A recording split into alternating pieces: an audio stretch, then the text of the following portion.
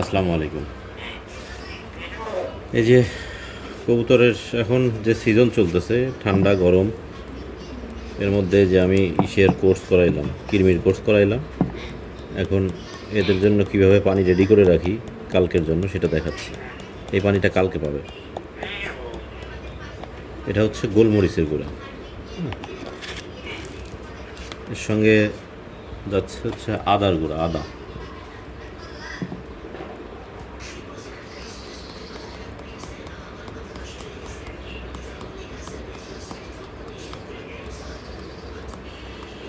আদার গুঁড়া। প্রত্যেকটা ঘরোয়া এগুলো যে কি কাজ করে সেটা তো থাইম, থাইম এগুলো আপনারা সব নেটে সার্চ দিলে পেয়ে যাবেন।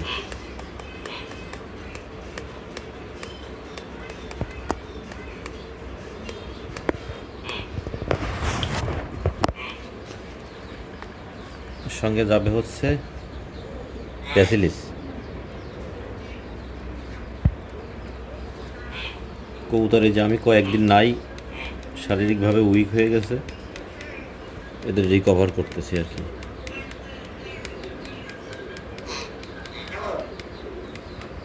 খুব বেশি প্রয়োজন নাই, সবই সামান্য সামান্য।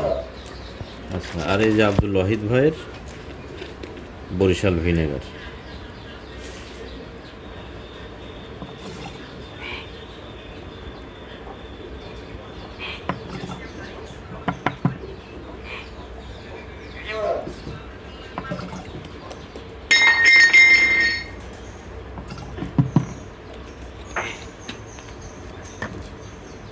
এটার মধ্যে আছে আদা, রসুন, মধু, ভিনেগার, লেবুর রস। এটা আমাদের নিজেদের তৈরি।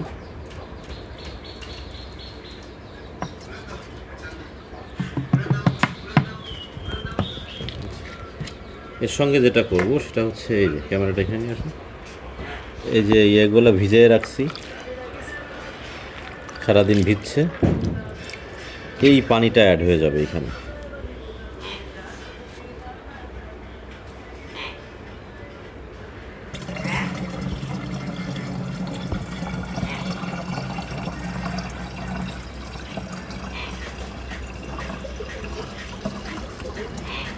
এই পানিটা কালকে সকালে কবুতর পাবে। সারা রাত এগুলো এরকম ভিজানো থাকবে, কালকে সকালে পাবে কবুতর।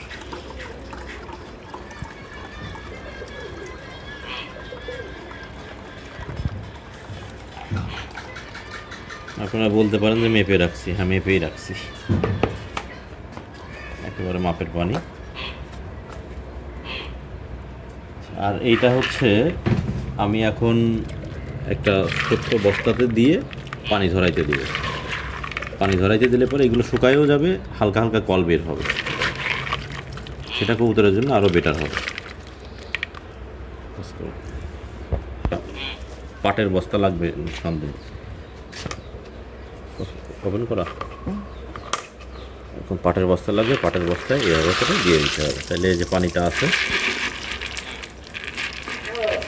পানিটা ঝরে যাবে।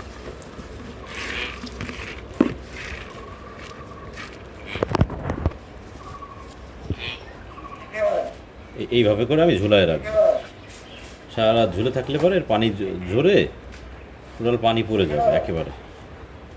আর এই খাবারটাই কবুতরের শরীর খুব দ্রুত উঠায় দিবে, খুব ফাস্ট। আজকের মতো এই পর্যন্ত, আল্লাহ হাফিজ।